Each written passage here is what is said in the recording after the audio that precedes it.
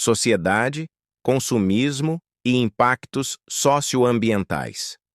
O que precisamos para viver?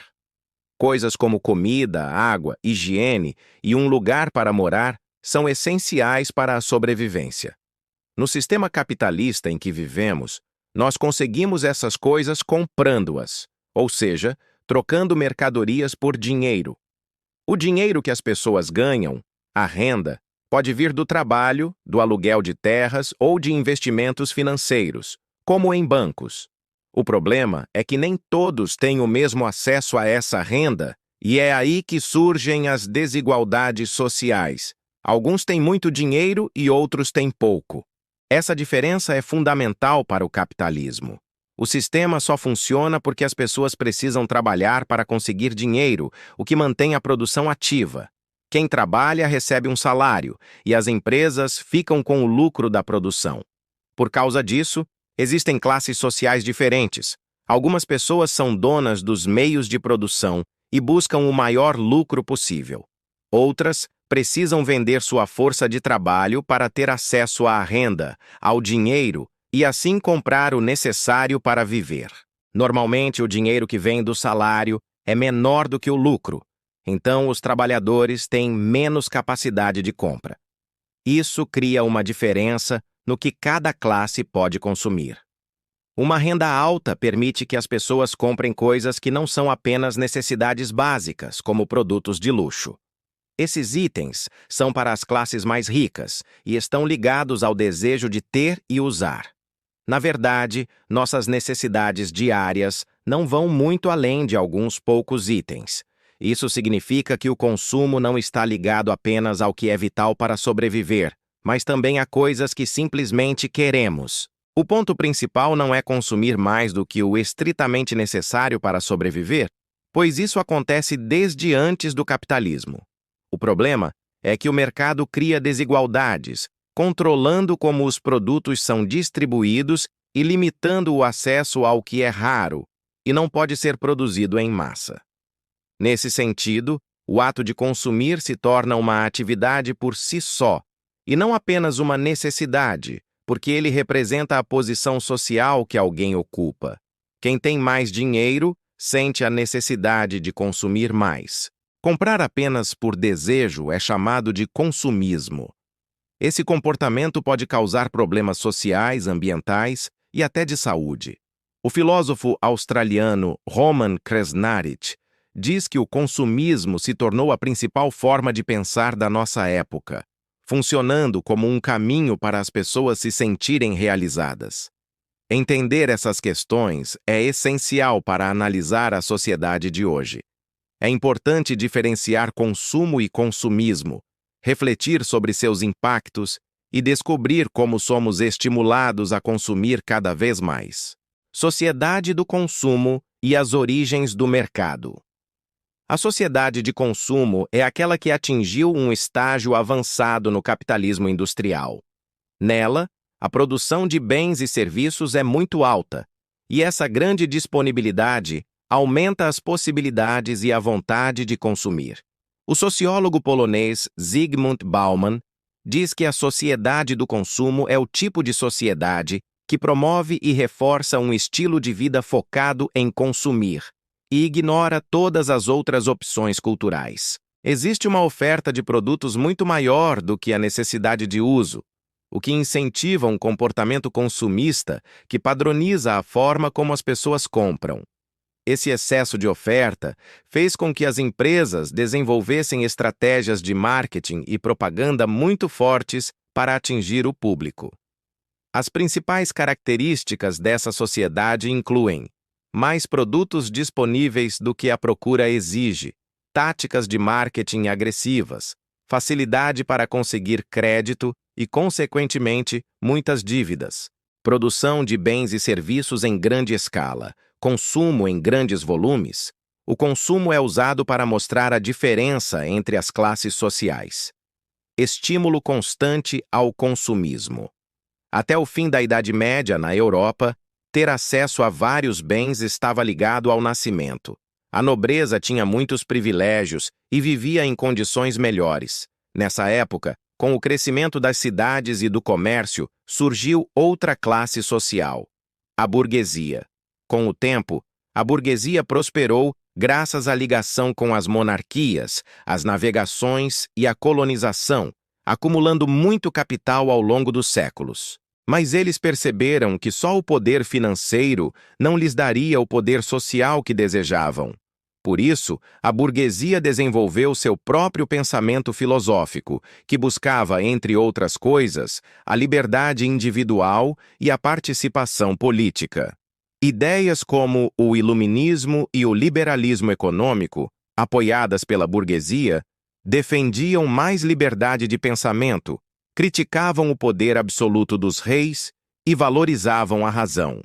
O iluminismo deu origem ao pensamento moderno e influenciou revoluções importantes, como a Revolução Inglesa, a Revolução Francesa e a Revolução Americana, que foram cruciais para o capitalismo moderno. A burguesia investiu em instituições culturais e educacionais, criando as bases para a descoberta de novas técnicas e ideias que favoreceram seus interesses. Isso ajudou a desenvolver novos meios de produção e formas de controle social. Por isso, o século XIX, marcado pela Revolução Industrial, teve um grande avanço nas máquinas, no estudo de novas energias e na formação de profissionais como médicos e literários. Muitos progressos foram alcançados, mas, na maioria das vezes, isso aconteceu às custas da colonização de vários territórios pelo mundo. Houve grandes transformações na sociedade por causa das revoluções industriais. Os produtos que antes eram feitos de forma artesanal passaram a ser fabricados em grandes quantidades, usando muito mais matéria-prima e recursos naturais. Diante de tantos produtos, era necessário mudar os padrões de consumo. Com a concorrência, os europeus passaram a garantir seus mercados consumidores usando a força. Eles invadiram regiões na América, África e Ásia para conseguir matérias-primas e criar novos mercados nos países colonizados. Essa concorrência intensa e as rivalidades escalaram até a explosão das duas guerras mundiais na primeira metade do século XX. As relações de consumo nesse século também foram afetadas pela crise de 1929. Um período em que havia uma produção muito grande para poucos consumidores, algo piorado pela destruição na Europa durante a Primeira Guerra Mundial. Com muitas indústrias quebrando por não terem para quem vender, o capitalismo passou a ter um papel que ia além de só criar produtos. Ele estimulava o consumo. Era fundamental garantir que a grande produção fosse vendida para que os industriais tivessem lucro. Neste momento, a indústria de bens e serviços se uniu à indústria cultural, mudando as dinâmicas sociais. Não era mais preciso usar apenas a força para ter poder. A dominação e o imperialismo passaram a ser culturais. O sistema capitalista domina os mercados, criando consumidores que têm um desejo intenso de comprar. Grande parte desse sentimento é criada por táticas de marketing, como usar celebridades para vender produtos e serviços e gerar identificação no público. As propagandas estimulam o desejo de consumir e convencem sobre a qualidade do produto, ligando-a à imagem do artista. O século XX foi um período de grandes tensões e incertezas. Com as guerras mundiais, o imperialismo e os regimes totalitários que surgiram, as desigualdades causadas pelo sistema capitalista aumentaram. A reflexão social mostra que o controle se tornou cultural, por meio da indústria cultural, e que o capitalismo se fortaleceu tanto que parece impossível resistir. Um resultado disso é que, sob pressão constante, exposto à mídia de massa e com pouco acesso ao básico, as pessoas do século XX começaram a focar no individualismo, sem saber como seria o futuro. Portanto, o consumismo pode ser visto como uma resposta do século XXI para lidar com incertezas e inseguranças. O conforto que os produtos feitos em fábricas podem dar é uma forma de lidar com os problemas modernos. Esses excessos usam muitos recursos e geram uma felicidade individual, onde cada pessoa tenta superar inseguranças e se sentir mais ligada à sociedade. Apesar de funcionar em um nível pessoal, isso pode causar muitos problemas para a sociedade no geral. Alguns exemplos são a destruição do meio ambiente, o aumento da desigualdade e da violência, o endividamento das pessoas e problemas de autoestima causados por um padrão de beleza dominante. Consumo e o meio ambiente. Para sobreviver, o ser humano usa o ambiente. Ao longo da história, as pessoas usam recursos naturais, constroem abrigos e cultivam alimentos. Normalmente, uma população usaria poucos recursos de uma área, de modo que eles teriam tempo de se recuperar. No entanto, com as revoluções industriais, a população cresceu muito por causa do avanço na saúde, das vacinas e do aumento da reprodução após as guerras mundiais. Em um mundo capitalista, isso aumenta a pressão sobre os recursos naturais. Mais pessoas precisam desses recursos para viver e eles não conseguem se renovar a tempo. Já existe um esgotamento claro de vários recursos, como minérios, solo e água.